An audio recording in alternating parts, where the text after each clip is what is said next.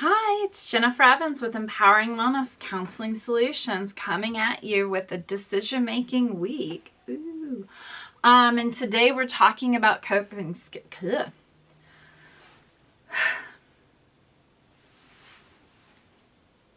Hi, it's Jennifer Evans with Empowering Wellness Counseling Solutions, and today we're talking about coping skills.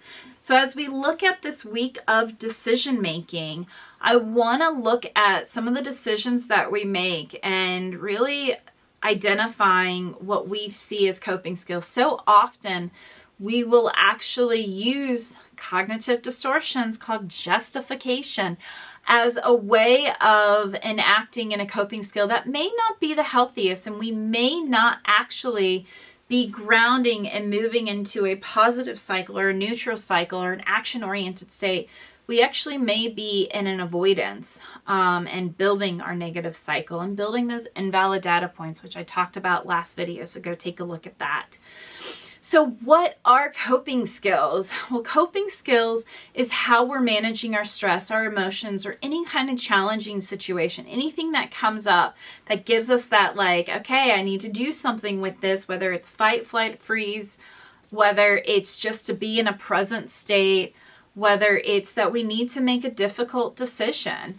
The coping skills help us to find that presence, helps us to get past that distressing feeling. So let's look at a little bit of each type of coping and let's see what we are leaning towards.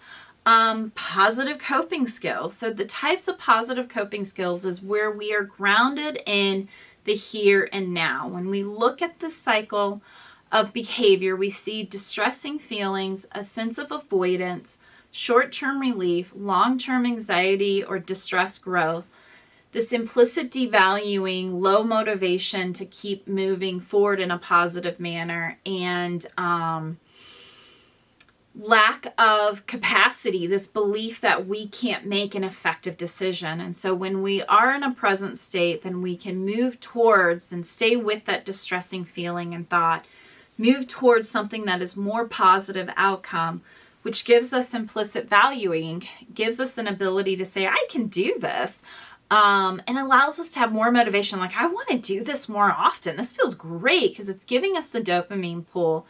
And it's also expanding on the long-term growth of our capabilities. And it's lessening that anxiousness. And it's really dissolving that anxiousness. But we still get the dopamine pull either way. So positive or negative or neutral, we still get a dopamine pull. So mindful meditation or like deep breathing helps us to stay in that present state. It keeps us in the here and now.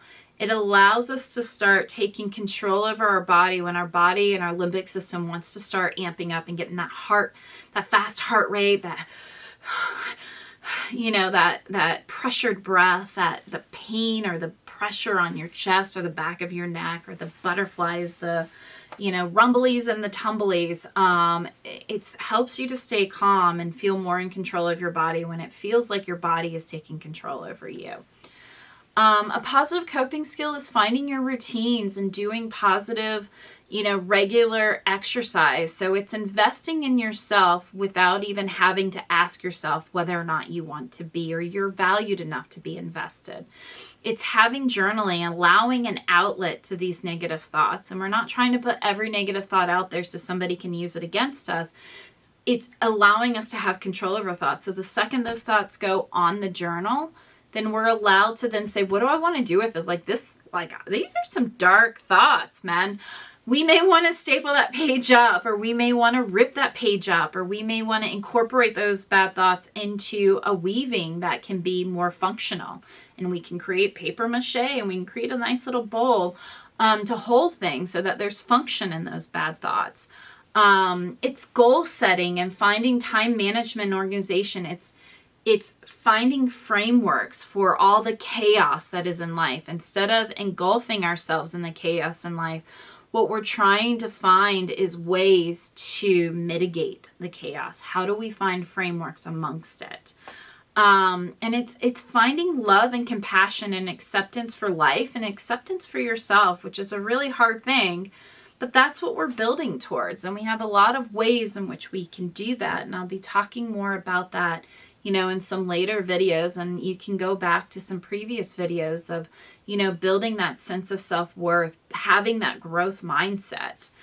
So let's look at what negative coping skills are. Negative coping skills says we are in avoidant land. Like, we are not getting out of avoidant land. We probably just quickly paddled on the river of life. We quickly paddled to suffering and despair, and we are hanging out on the island of suffering and despair. So we're procrastinating, we're compulsively shopping, we're self-harming, we have aggressive behaviors, we're not controlling and regulating our emotions, and so we repress, and then the volcano explodes. We're not loving ourselves, we're not kind to ourselves. We are probably doing some escapism, whether that is a phone addiction, that is a substance addiction, whether that is a porn addiction. We're not staying present with ourselves. We're finding any way to remove ourselves from a sense of presence. We can be gambling or isolating or, you know, really staying in bed too long, not trying to go anywhere. We shift the blame and we say it's everybody else's fault. We ruminate and stay connected to our own thoughts and what we should or should not do.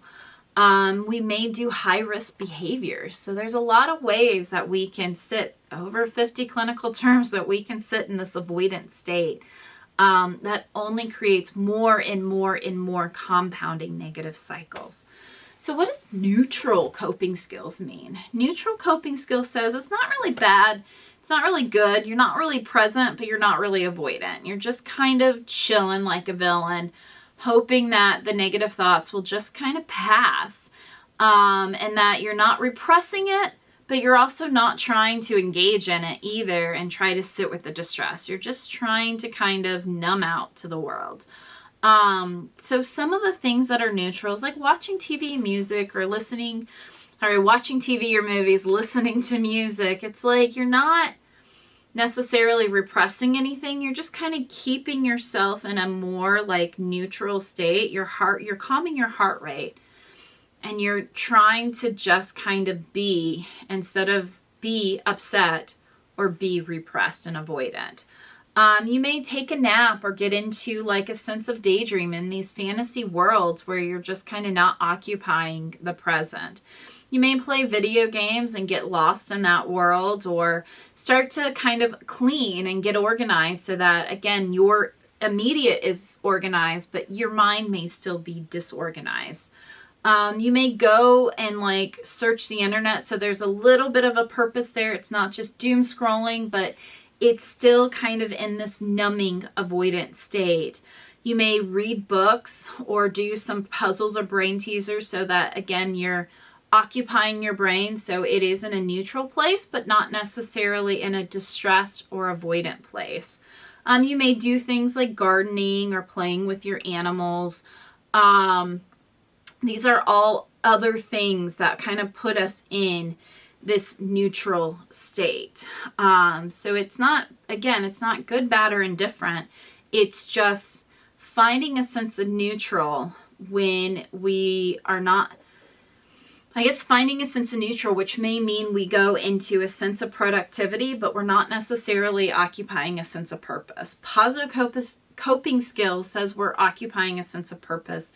Negative coping skills says we are avoidant. We're just not trying to be present at all. And in any case, awareness is the first step. Acceptance is step 2. So once we're aware of what's going on, we accept. And acceptance is not agreeing. It is just being non-judgmental to where we're at, and then finding the action step that helps us get out of it.